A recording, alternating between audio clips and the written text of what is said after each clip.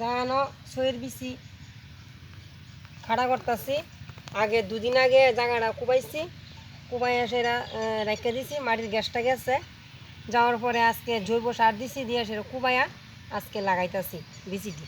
লাগাইতেছি যে তোমার সইয়ের বিচি নিজে খাড়া কইরা, আগে খাড়া কইরা সাইরা তুমি যদি মানে যে জায়গাটা যে ক্ষেত লাগাইবা এই ক্ষেত যদি লাগাও তাহলে তোমার ফলন ভালো হয়।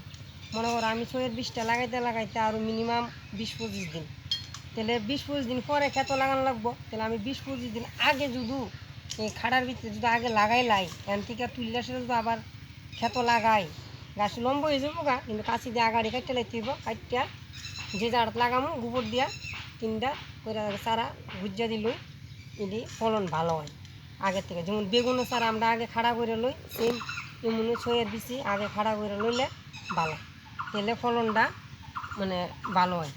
এই যে সাদা জাগটা এটা নিচের দিকে দিয়ে সেটা এমনি দিবা, একটা বিচিও মিস দিত না, বুঝছো? তাহলে এর লিগে আগে আগে খাড়াটা করতেছি। যেমন সময় হইতে হইতে চারাটা আন্দা হয়ে গেল গা, বাস এবার নিয়ে সেটা খেত গুজ্জা দিলাম, বুঝছো? নাইলে চারাটা বয়সটা কম, সই ধরতে ধরতে পায় অগ্রাণ মাস হয়ে যায়। এর দূরই কইলাম, তোমরা এটা দেখো।